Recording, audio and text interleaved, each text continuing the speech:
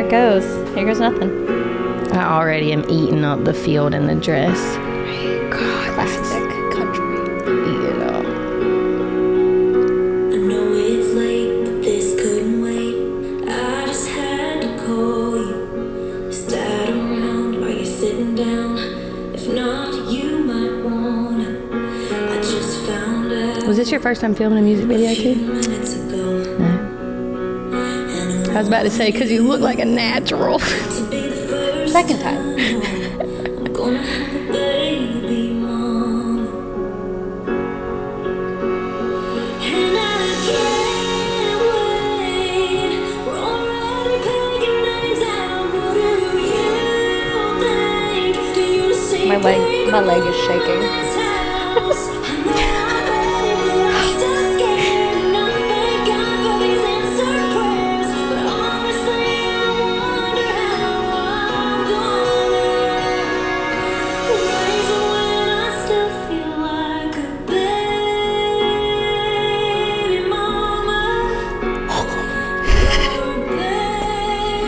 Holy shit.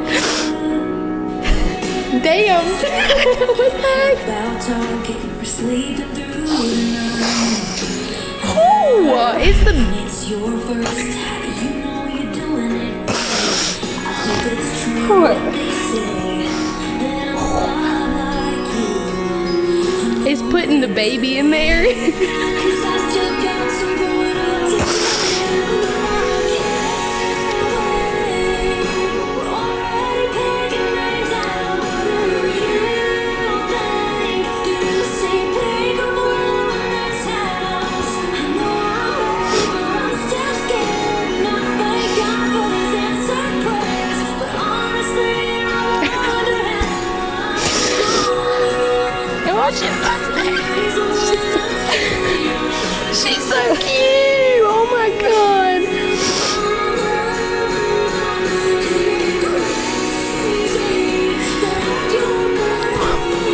I cannot. Where's my paper towel? Woo-wee. Yeah, there you went, breaking down. Daggone. already picking names out. What do you think? Do you see peekaboo in this house? I'm still scared. Not thank God for these answered prayers. But honestly, I wonder how I'm going. Raising when I still feel like a baby mama. Like a baby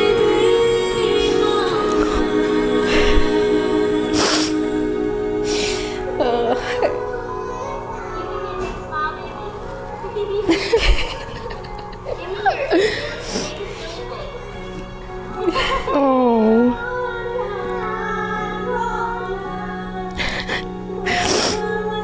Oh, the Frozen and the Disney princesses. I love it. Obsessed. Yeah.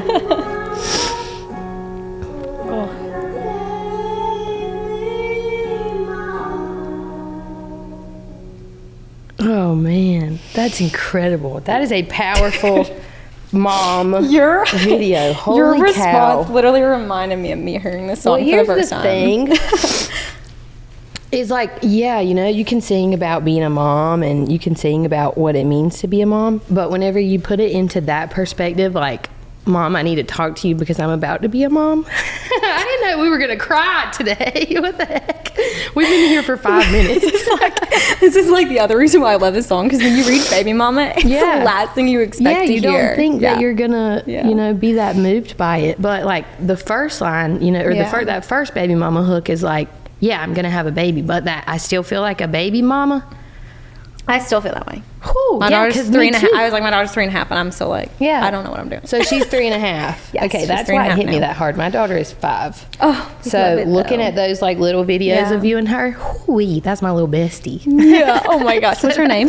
She's Graceland. Grace. What's your daughter's name? Evelyn. Evelyn. Oh, we have Lynn's. We have Lynn's. Aw. Is it Like 2 Loretta N's or Lynn. 1 N? 1 N. Okay, we did 2 You did N's. 2? Yeah, we did. Oh, Graceland. I love it. Graceland, yeah, little Miss Grace. She actually got her name because they told me that she wouldn't live, so that I needed to go ahead and like get rid of her. And then she was perfectly fine. What do you even do in that moment? I just said no, Yeah. They were like, you should definitely, consider not going through with the pregnancy. And I just was like, well, that's not a consideration I'm willing to take. So, yeah. They did it absolutely beautiful. It was 3 separate times, 7 weeks, 13 weeks, and 26 So weeks. consistently, and you kept the faith through that whole entire time. That's amazing. There was a hemorrhage above her, so it should have pushed her out, but it never did. It hemorrhaged 3 times. Oh my gosh. But went around her and never pushed her out. Oh my gosh. And so her ultrasound, she was like this. Yeah. And so I was like, oh, it's God's grace. That's why she's here. And then I just...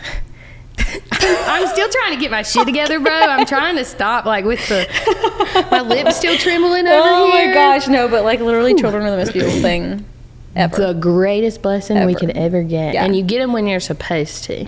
Right? That's the best thing about being In the a moment, mom. you're like, You're like, oh no. what is happening to me? Yeah. You're like, I can't do this. Yeah. This is too big. Yeah. That's what you're saying in this song, though. Absolutely. Man, I love that. That's Well, I'm so fucking glad you love awesome. it. Yeah. Literally, your reaction reminded me of when I first had heard the song. That first verse, I just started weeping. I was like, this is my song. It's Yeah. gorgeous. It's Thank gorgeous. Well, and we don't have a lot of representation in music. Mm-hmm. Yeah, well, that's what I'm super passionate about with this song, because it felt bigger than me. Mm-hmm. Because it hit me so hard like it did, that I was like, I know other people need to hear this. Yeah.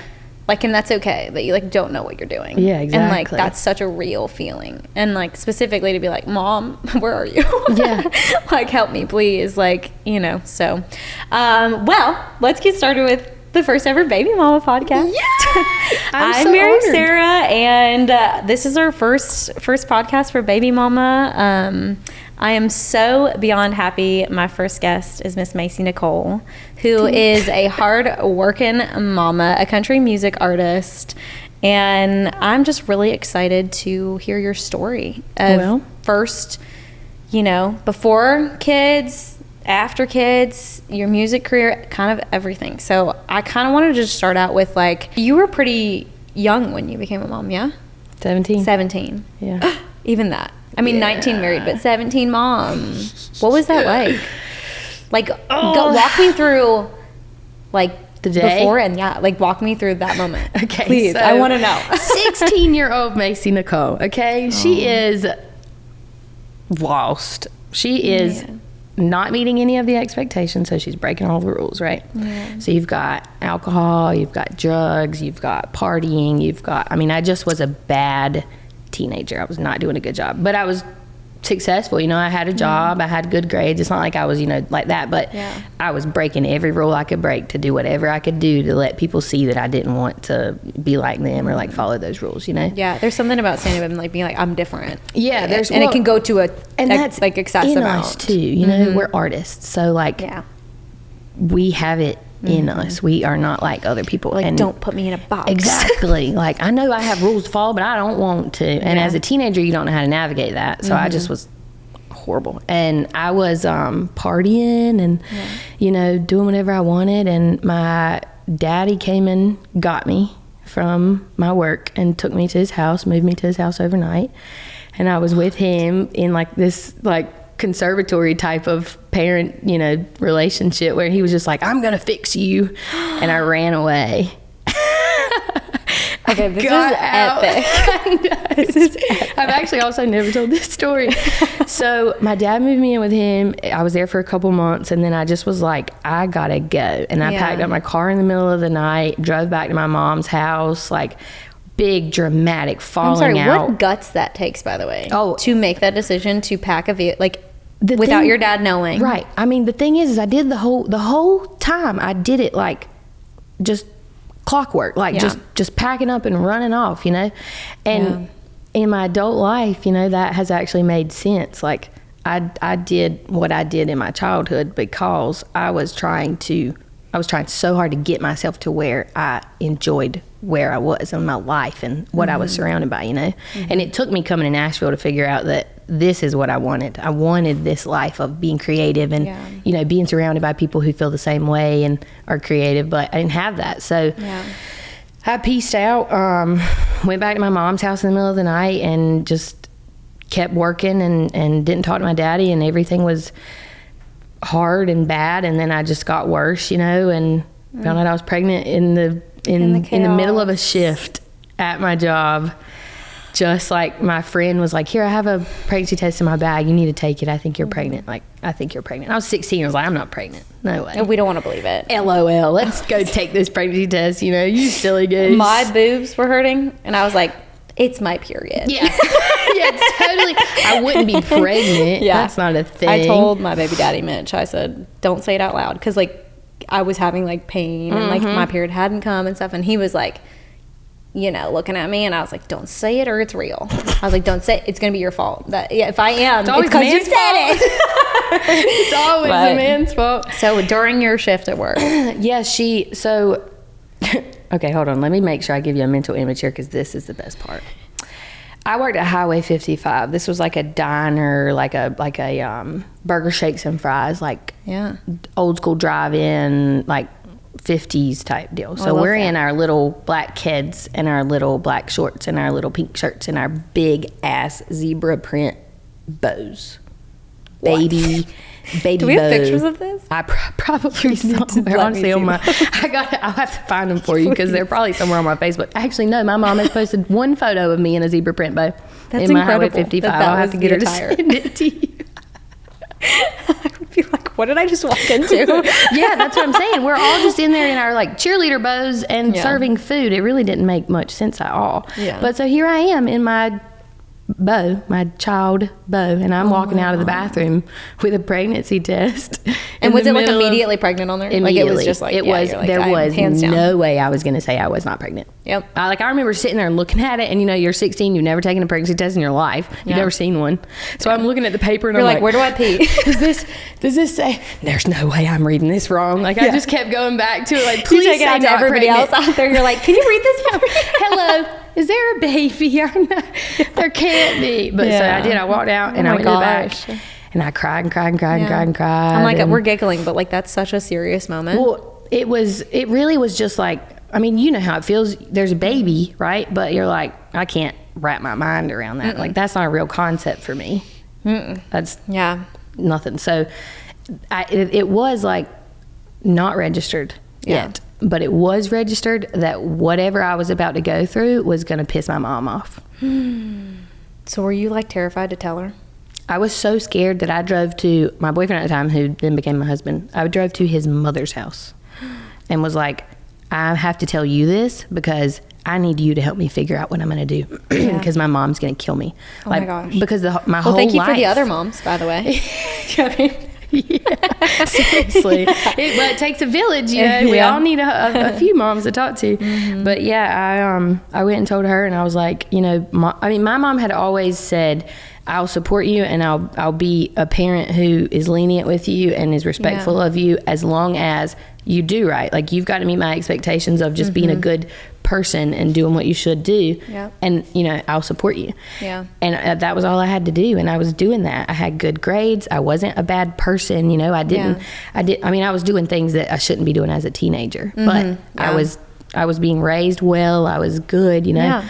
But I was pregnant, and so I just was like, she's gonna like. I have failed her, you know. Yeah. Everything she wanted from me. Isn't that wild? I'm is sure now that incorrect. like I just remember the rush of fears that I like, and we were talking about this earlier when I figured out that I was pregnant. It was just a rush of fears. Like Yeah. every single thing that possibly, like whether who I had to tell, even just telling Mitch that I was pregnant, like all of that, and going like at the time I was in music, so I was like my career's over. I was like, oh my god, okay, great, this is awesome. Yeah, yeah. Your life is over. You There's know, nothing but you it can does. do. It's like such a rush of fears, and I'm sure, Yeah. like, I mean, one of the biggest ones for me was telling my parents just like that, like, and How old were you?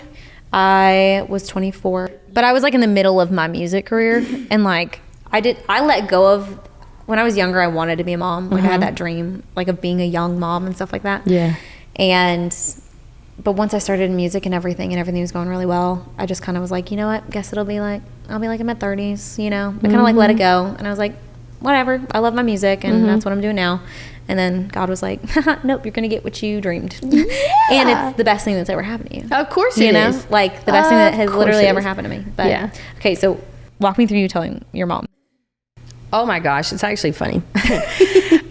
Did she react the way you thought she was gonna react?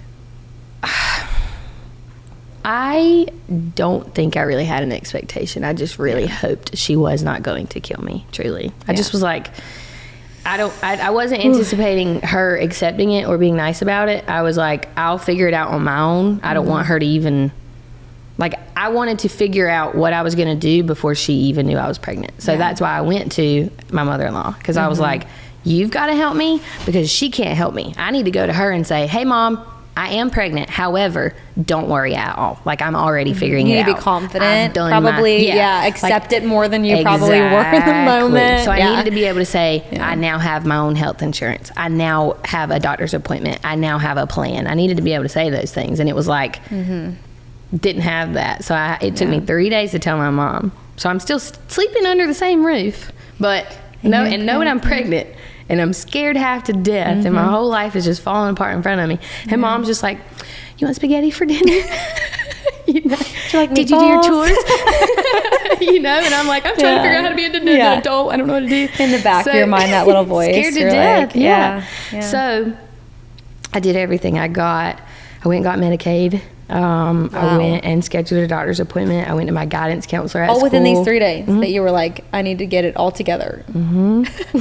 That's amazing. It was, so the following day I drove to the diner. Yeah. Got my pay stubs that I could get out of our little, back then you couldn't just log in on an app, you know, you had to go in and like log in with your code on the computer, you know, and print off your check stubs. But so I got my check stubs, went straight to the little office for the state and got Medicaid and made my appointment. The very next day I went and saw the guidance counselor, ended up figuring out how I was going to graduate early, got my whole plan. We had Christmas breaks coming up soon, so I was going to take my Christmas break to do my senior project and graduate a semester early. So I came to my mom with that whole plan, and I knew. I just knew she was going to be like, all right, I'll support you, because that's how she had been my whole entire life, right? So I'm like, she's going to say, okay, you've got this figured out, I'm here for you. She did not do that. She threw me for a loop. Did she really? Yeah, because I was so confident by that time, you know? I've been working on this shit for 3 days, and I'm 16 years old. That's what I literally was going to say. At 16, I don't even know if I would have had the head on my shoulders to accomplish all of that within 3 days. Well, like, I would have not known what to do. Yeah, and like, obviously I had to have that guidance. You know, my mother-in-law told me how to start and what to do, but because I was 16, I thought that because I had accomplished all that, that I was proving that I was ready to have a kid. You know what I mean? Yeah. Hey, Mom. I think you were kind of trying to prove it to yourself, too. I probably was. Yeah. You're like, oh, shit. Okay, I need to get my stuff together. Yeah, like, I was like, I have to be able to handle this. And it was another thing about it, too, was that my mom was also a single mom. And so I very much did not want her to take care of this at all. Yeah. You know what I mean? Yeah. Oh. So, absolutely. It was just me and my mom for a long time, and then she got divorced, and it was just me and my mom and my brother. And so I grew up like my mom's friend, you know? I mean, that's why she was so supportive. Yeah. And so when I knew I was pregnant, it was like, she can't do this again, you know? Yeah. I can't do this to her again. We're grown. She doesn't have to have this responsibility. So I just knew that I had to have it figured out. Yeah. And she didn't want me to do that. Honestly, if she hears this, she's going to cry a lot, and she's going to be really mad at me. She is. But we love you, Mom. Yeah, I love you, Mom. And truly, and to this day, she's my right-hand man. Like, we do everything together. She keeps my kids. I cannot survive without my mother at all. I'm literally the same way. But so whenever I went to her with that plan, I thought for certain I was going to say, hey, Mom, let me take you to dinner. I'm going to tell you this plan. You're going to be proud of me at the end of this dinner. And she said, don't take me to dinner. Whatever you're about to tell me, I'm not going to like. I can see it in your face. And I said, no, let me take you to dinner, Mom. I want to sit you down, and I want to tell you about this plan. And she said, Macy Nicole, you are 16 years old. You are not going to take me to dinner to sit me down and tell me whatever you have figured out about your life. You're going to tell me right now. And I said, I'm pregnant. And then I laughed because I was so nervous. I was so scared that I just went, I'm pregnant. And when I did that set her shit off. She was done with me. I mean, imagine your daughter looking at you and saying I'm pregnant and then laughing like it's funny. No, well, but that ruined that's my like whole plan. That's a very natural bodily instinct, though, for us to laugh when something is extremely crazy, horrible, and fearful, and anxiety. Like, we're like, it's so funny. It's like, isn't this great? My life is falling apart. Yeah, I totally feel that. I use humor all the time in serious scenarios where I'm like, I need to work on that. Yeah, exactly, because it's actually not that funny. But so I ruined my plan. She was in shock. Like, she she never heard I have a doctor's appointment and I have Medicaid and I have She this just figured heard, out. "I'm She pregnant." heard I'm pregnant. Ha ha. So she flipped, you know, she was like she was in this spinny office chair. And so she was turned towards me and then she turned back around without saying a word. No, not one word. Turned back around, put her hands like this on the desk for a good 5 minutes. And I shit you not, I didn't move. And I was like this, waiting for her to turn around. And I just was sitting there. I'm talking, my knuckles were just white. I was My scared God. half to death. And she didn't say a word for 5 minutes. And I thought I was just going to die in that couch cushion, just done. And then she turned around and she said, "How could you do this to me?" And I said, "Oh my gosh." "Well," and then I said, "Well, I didn't do this to you, Mom. I've got it figured out." And she said, "I don't want to hear it." And then she went to her room Oh my gosh. and she did not come out of her room for 3 days.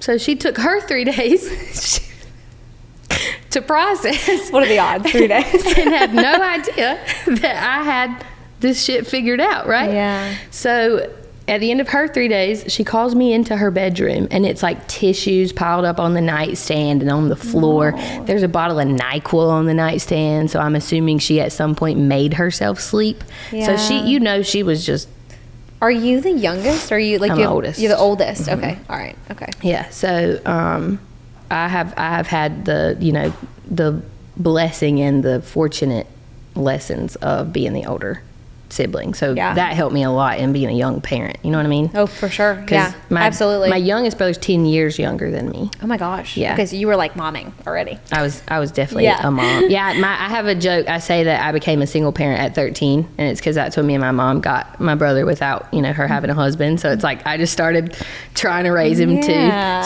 So I was really fortunate in that because it wasn't difficult for me to figure out the actual functionality of a baby. You know, Yeah. like that was easy to slip into because I'd It's done it so interesting many how life times. works. That like you were prepared I was in a set up certain for that, way. Yeah. Well, you know, obviously there's a plan for all of our lives, but I put my feet firmly on the notion that it's all right because what is supposed to happen is going to happen, and whatever is scaring the shit out of me right this second is gonna be the lesson I learned because I needed to be able to have that lesson a couple years from now or Yeah. a few months from now, We were whatever. just, I mean, before this, we were just talking about that, finding Yeah. the peace in that. Mm-hmm. Because, like, life can get you. Yeah. Like, in those thoughts and the fear of the future and FOMO, fear of Yeah, missing the out. FOMO. Like, you have to start believing that everything is happening for a reason and that one day you're going to look back and know why. Yeah. And if you can actually believe that instead of just saying it, you feel a lot better about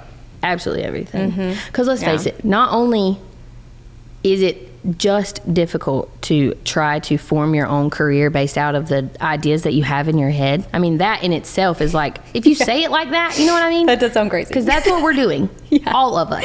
We're Yeah. all conglomerately in this town trying to take this out of here and make put it. you relate to Yeah. it so that you care enough to make some sort of successful something, right? Yeah. And how we have a passion to do that. And we get up and we do it every day only because it's in here. And that's a little silly. You know Yeah, what I mean? it Because does it's sound a not little crazy. It's not concrete. It's not foolproof. You have to have that faith. Yeah. If you are also a parent, you're not going to pursue it unless you fully have that faith. You Oh, know what I mean? 100%. When I had Avalyn, I tell people now, I'm like, I don't think, like, anybody who doesn't have a kid, they just don't understand what, like, true motivation is. Yeah. It's no longer about you. Yeah. And to be honest, I think I needed that.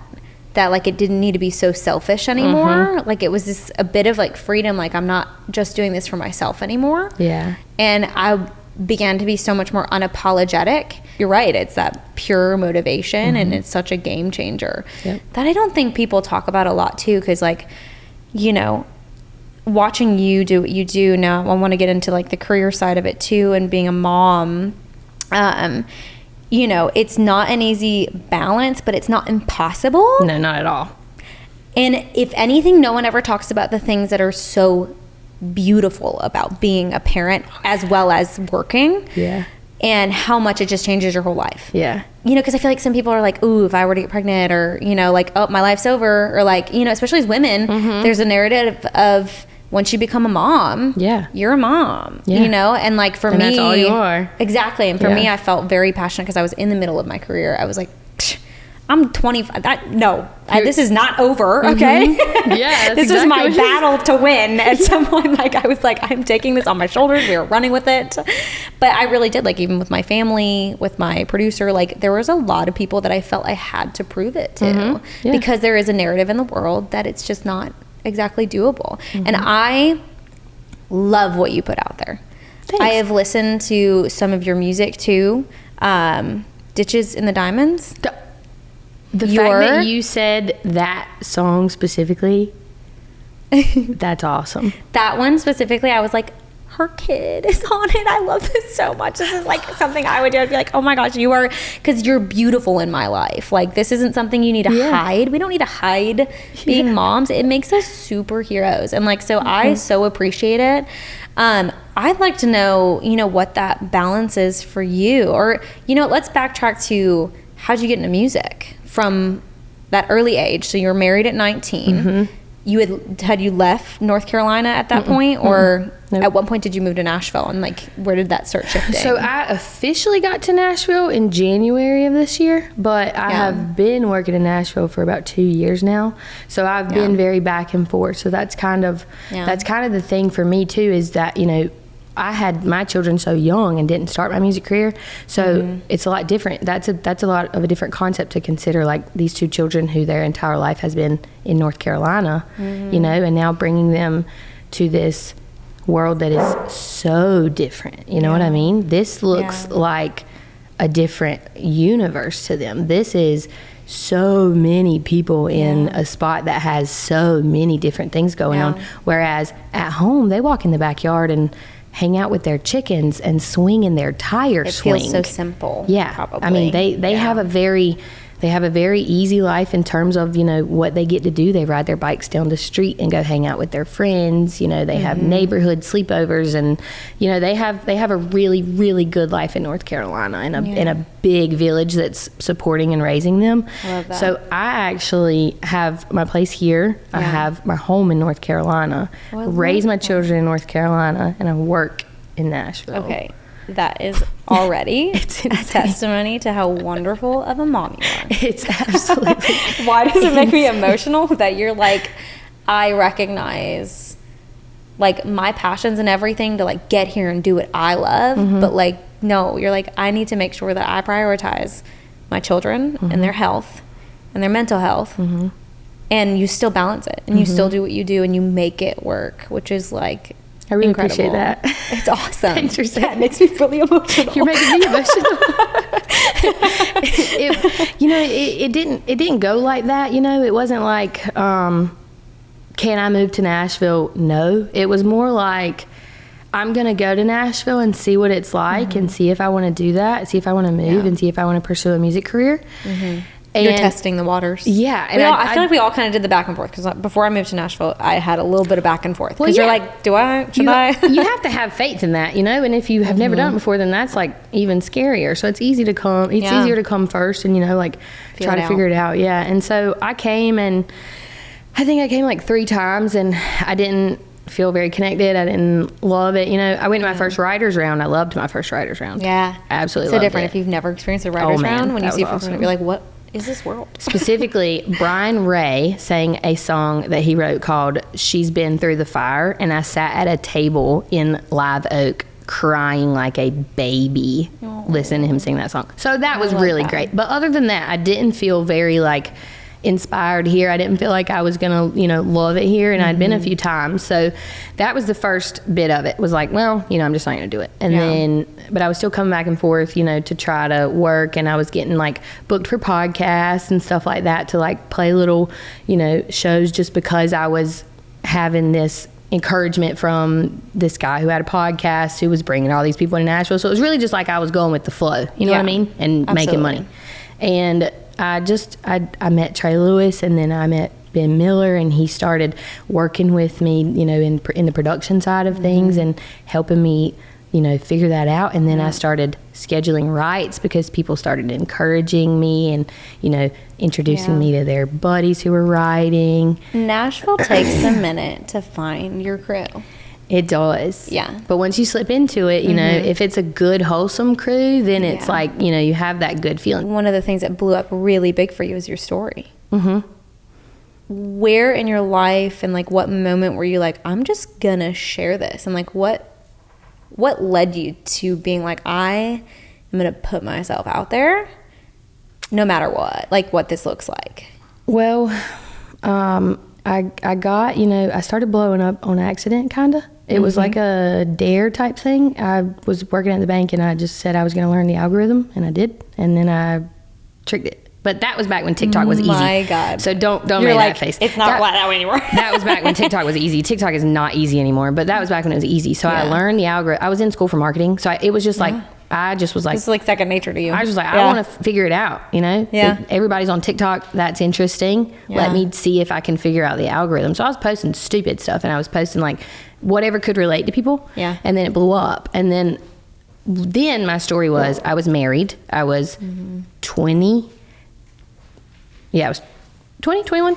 I was married. I had 2 children. I lived on a farm. I had chickens. I shared, my bank story, stuff like that. And then after I got divorced is whenever it became that I had to tell my story, because I had no other choice. If I was not loud about my healing journey, I was going to die.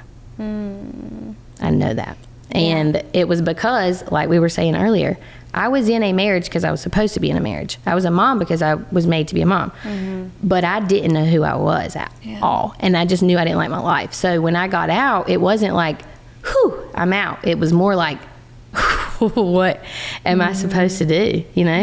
How do I make all these things that are in my head happen? So it was just horribly terrifying, and I got really bad off, with just how I was feeling about myself and where my life was. And a lot of times I wondered if I should have gotten a divorce. You go back and forth with your decisions. And so I just posted one day, I was like in a terribly emotional place, and I had been on the way home and wanted to not live anymore, and was convinced that that was the day I was going to make it happen, because it was that strong of a Feeling.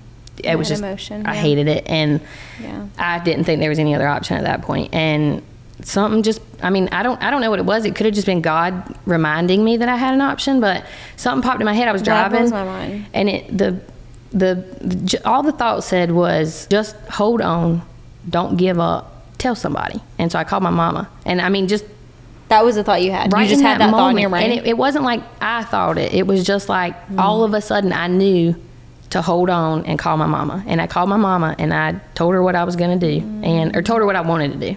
Yeah. And I got home, and she had told me she was going to be on the way. I didn't want to do it, you know what I mean? But I wanted it to be done, and I didn't want to feel that way anymore.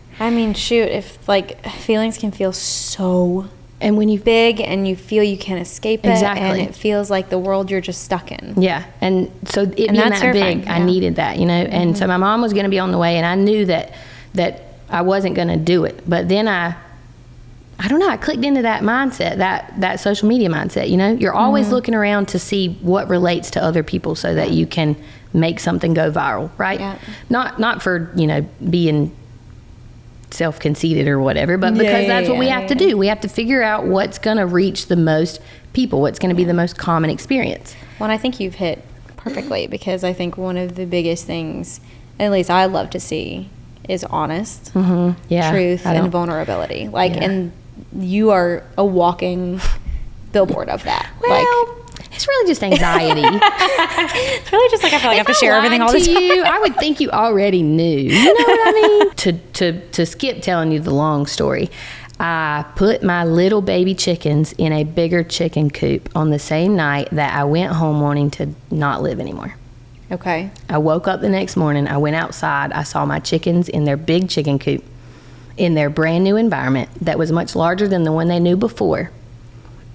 but they had no idea I was going to put them in that chicken coop. You get what I'm saying? I totally see where you're going. So with I got this. on TikTok and I said, hey, God is putting you where he wants you. You just haven't seen the damn chicken coop yet. Oh my god. And that's how it started. And then it just started being me just going through my experiences. And, you know, so many people relate. And there are times where I'm like, I had no idea that this was such a common experience. This makes me think of my manager, Chrissy, who's literally like sitting right over here. She talks about it all the time, this meme where you're standing there with a teddy bear and God's there and he has a giant one behind his back, but you can't see it. And you're like stuck with this little thing and it's all you see and you're like, I wish I had more. Yeah. And God's like right there with it. Yeah. And it's just the patience and the You trust just have and to the wait. wait. Because honestly, like even in talking about the things that like everything happens for a reason. When you miss a flight, when you are late to a podcast, that like, you know, God's either like saving you from something or there's a reason. Like maybe you're supposed to run into somebody or,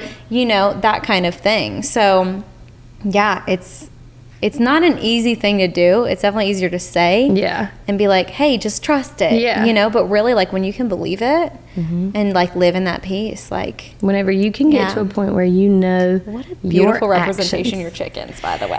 I know, right? Chickens for the win. Like, and even that right there. I went to Tractor Supply and bought chicks because 8 weeks later I was gonna want to not live anymore, and God was gonna tell me to move those chickens out of that little coop and put them in the big coop because they didn't fit anymore. And it was just and like you saw it right there, which is amazing. I saw think, it right that second. Yeah. As soon as I walked out there that morning, and I don't know what it was. It may have just been, my backyard's gorgeous, by the way, and I'm not saying that to brag. I'm saying that because I'm thankful. I did not pay a lot for my house, but my backyard is an oasis. We love backyards. And so I walk out, the sun's up above the trees, and these gorgeous baby chickens that I have raised from these teeny tiny little thing, they're in this big coop. And you know what they're doing?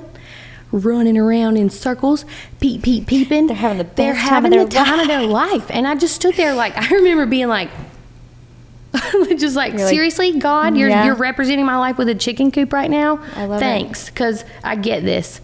I'm waiting for the chicken coop.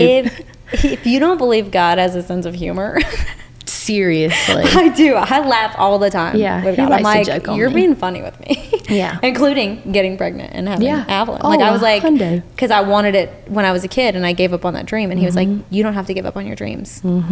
You can be a mom and still do what you do. Yep. And same thing with me. With Graceland. Yeah. She saved a whole lot of me. She gave me so much faith in God. And that may not have brought me to this where I am had I not had that situation. And I had been trying to get pregnant for 10 months and then decided I was going to leave my husband when I found out I was pregnant with Graceland.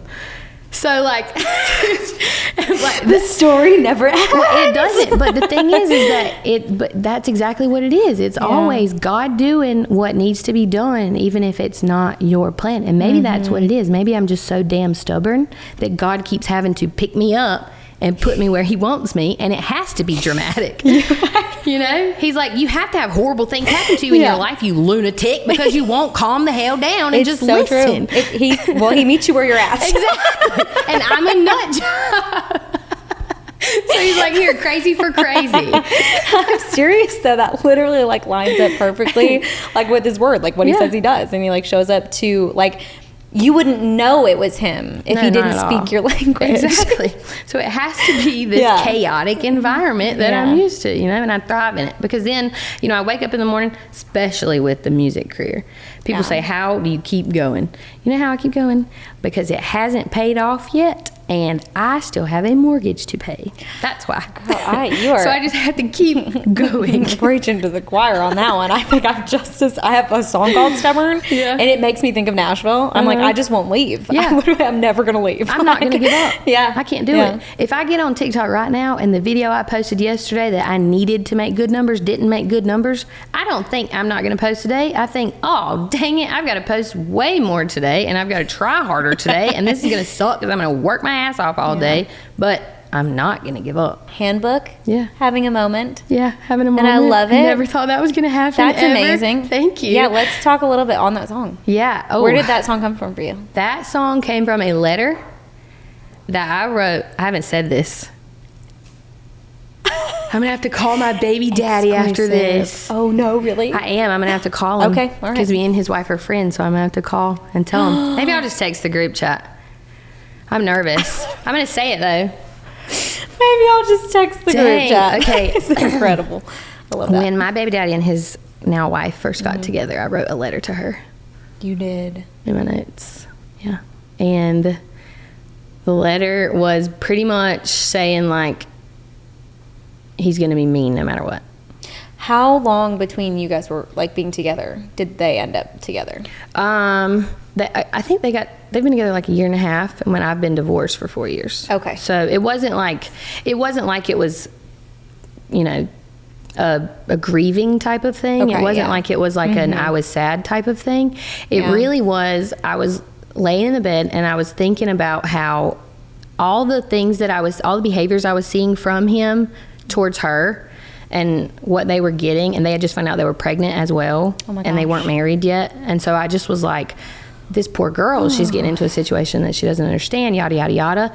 Since writing that letter, I have since realized that, you know, if I have changed since I was married, that it also makes sense that my baby daddy has changed since we were married. You're like, he's you know not what I the mean? same. So, like, Yeah. he's probably not gonna do all the things he did to me, to her, because Yeah. me, he was just learning. He was 16. Yeah. He was 17, 18, 19. Oh my you know? gosh, and the grace for that, for just being young. Well, yeah, and that, so once I realized that, I hated his ass before then, but once Probably I rightly realized so. that, you know, then it was just like, okay, but Yeah. you know, when I wrote that letter, I came from that place. I came from, it doesn't matter what you do, this Yeah. man is going to make you feel like trash. This man is going to make you hate everything, and you're going to wish you wouldn't have gave him every piece of you because he is the way that he is. And I Wow. went into a write with Lee Tucker and Blue Foley. Blue Foley. Do you know Blue? I do know Blue. Oh my God, I love him Yes. so much. So I Yeah. went into the right. I had never met Blue before until that day. Yeah, Lee he's brought so me in. kind. I sat down and Blue said, I just want to let you know, if I get you to a point where I want you today and I talk to you enough and get enough out of you today we will write your Opry debut. And I said, Whoa. okay, that is a little presumptuous. I have 1,700 monthly listeners on Spotify. So I don't think that's what we're going to be writing today, Blue, but okay, well, you know. I love Let's the write. optimism. Yeah. I was like, let's write it. And Yeah. he said, what do you want to write about today? And I said, well, I was looking at my notes, you know, this morning, and I actually have a letter that I wrote to my ex-husband's current baby mama.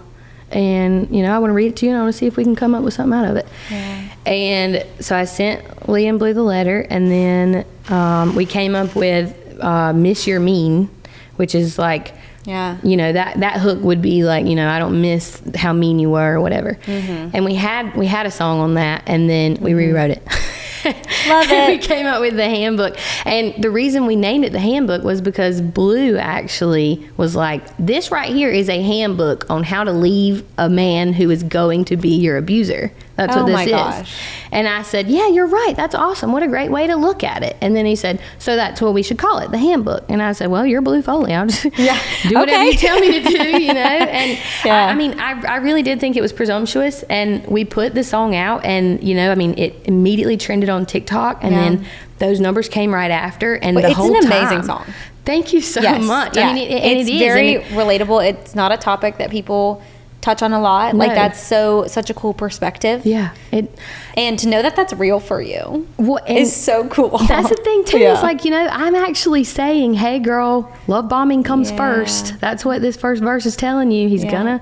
gonna do that. He gonna and make then it it's look gonna so be sweet. bad. Yeah. So I do enjoy that. But I will tell you, if it wasn't for the way that right went, it would not have been that song, because Wow. what I would have written never would have spoke as powerfully as we wrote with Blue and Lee. I mean, it Yeah. came together wonderfully, because I had the point, I had the experience. I wanted to say something, Yeah. but they helped.